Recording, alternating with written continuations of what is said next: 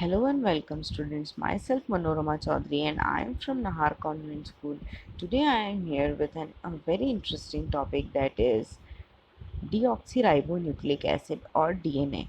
There must be a question in your mind: what is DNA? How it works? Why scientists say that it is the carrier of genetic information? How it acts? How does it look like? How it performs its all works? Where does it we find him? How is it known as the carrier of genetic information? To need to answer all these questions, to understand all these concepts, we need to first understand what is deoxyribonucleic acid, how it look like, how it means, how its structure is, chemical structure. We need to study about its chemical structure. We need to study about its types. Come and let understand about DNA. DNA is a double helix stranded molecule that is twisted into a helix or spiraling case staircases, or we can say DNA is a molecule that contains an instructions of an organism's need to develop, live and reproduce. These instructions are found inside every cell and are passed down from parents to their children.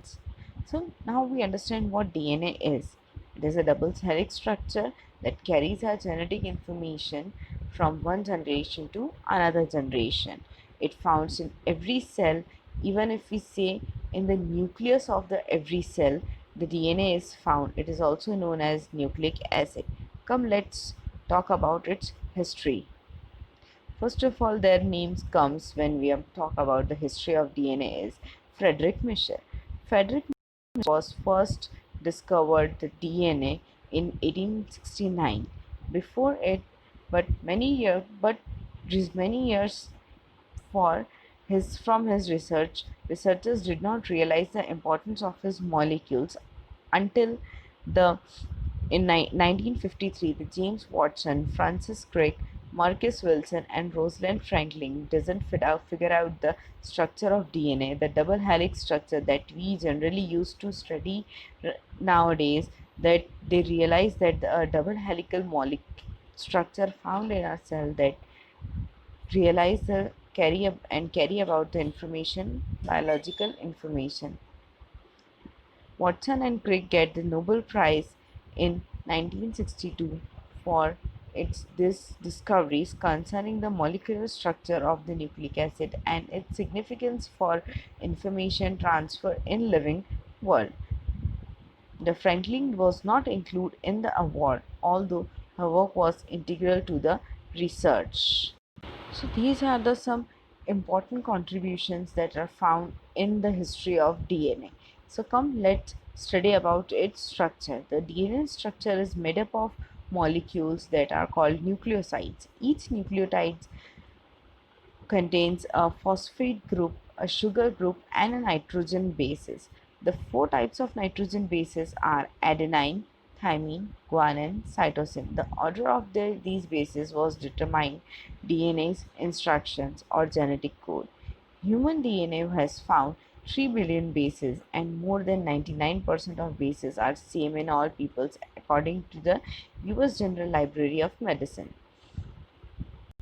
The nucleotides are attached together to form long strands that spiral to create a structure called double helix. If we think of a double helical structure is a ladder, the phosphate and sugar molecules would be the sides, while the bases would be the rungs.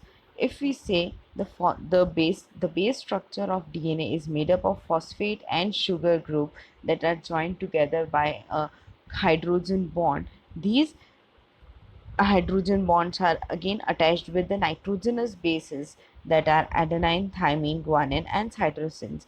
These combinedly forms the structure of DNA. DNA molecules are long, so long in fact that they can't fit into cell without the right packaging. To fit inside cells, DNA is coiled tightly to form structure we call chromosome. Each chromosome contains a single DNA molecule. Human has 23 pairs of chromosome which are found inside the human cells. Other than this, there are two most important words that come out are nucleosides and nucleotides.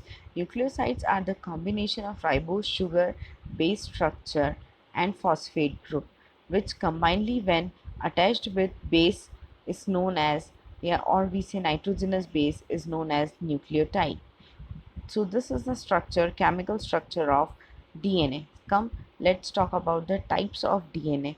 There are three types of DNA mainly found, that is B form of DNA, A form of DNA and Z form of DNA. If we talk about them in detail, that B type of DNA is a right-handed helicals present a major groove in them. The base pair or bond helical turn one turn takes 10.5 meter, and the glycosidyl bond formation is antiparallel, or the purines and pyrimidines that found. The helical rise or bond pair length may be 3.4 angstrom, the base tilt may be 6 degree. This is the structure of B type DNA. Now we talk about A type of DNA or A form of DNA. It is a right-handed helical DNA that major grooves are present in it. The bond pairing is at 11 and glycosidyl bond conformation is anti-clockwise, and helix arises at 2.6 angstrom and base tilt maybe arises as 20 degree. Z form of DNA, if we talk about it, it is a left-handed or left-handed helicals. It means that it founds opposite. The helix are found, or the arrangement of helix is just opposite to the B or A type of DNA. The major groups are absent. The bond pair arises at 12, and glycosidyl bond conformation is anti or synchronized. For anti for pyrimidines and synchronized for purines. Helical arises as 3.7 angstrom, base tilt arises at 7 degree. So this is the structure of DNA and its types. I hope you like the video and understand the concept of DNA or deoxyribonucleic acid, its structure, its introduction and its types. Thank you.